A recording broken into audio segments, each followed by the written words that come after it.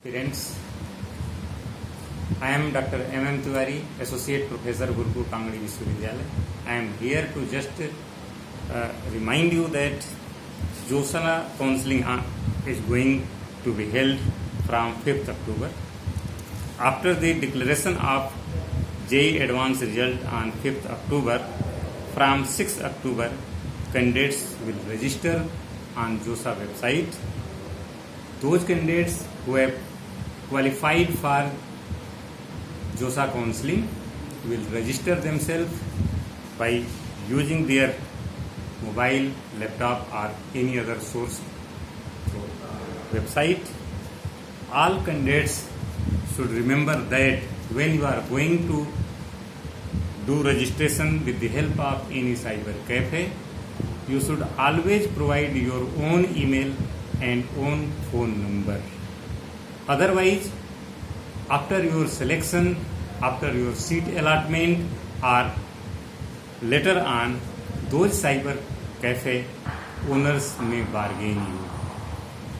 Again, remember that before going through filling your choices on JOSA portal, you should be ready with some documents like your passing document, pass certificate, date of birth, mobile number, email ID. If you don't have your email ID, generate your email ID and have a phone number which regularly works. And again, you have to have the eligibility certificates. For example, if you are belonging to OBC NCL certificate, OBC NCL category, you should have valid OBC NCL certificate. It should not be older one. And in case of SC/ST certificate, you should have SC/ST certificate. In case of EWS, you should have valid EWS certificate. Otherwise, you will be in problem. You will be treated in general category. Again, remember that while filling choices online, depending on your CML, that is All India rank, you can say, you have to fill choices. But always keep in mind that you have to choose those courses in which after allotment you can take admission, and choose only those institutes in which after allotment you can go and study.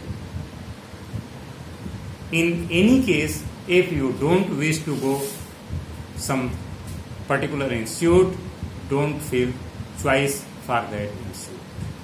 Again, since all IITs, NITs, IIITs and government funded institutes will have seat allotment through JOSA counseling. This JOSA counseling will start from the 6th October and will end up to 9th November.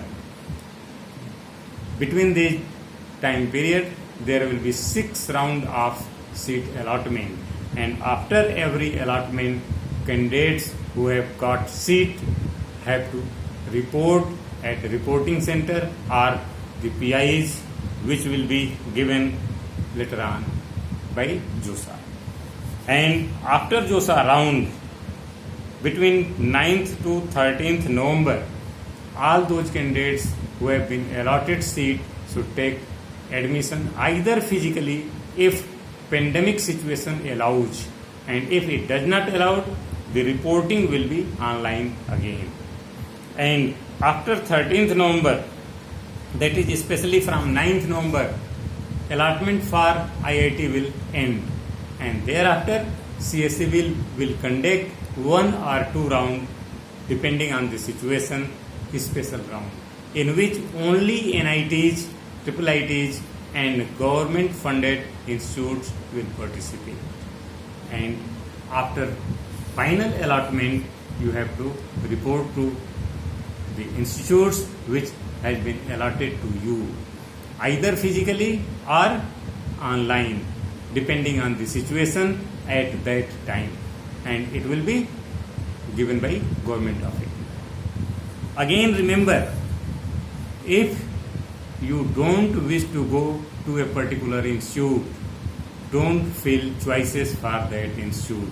Otherwise, a seat will be allotted at that institute, and if you are not going to that institute, your candidature will be cancelled and you will be out of this JUSARA. Remember, all IIITs and government funded institutes and NITs have different fee structures and different criteria. Before filling choices, you should be aware about the infrastructure and fee structure of that institute. Otherwise, after allotment, if you find something else, it will be very difficult, and if you are not going to join that institute, you may lose your seat. Thanks a lot.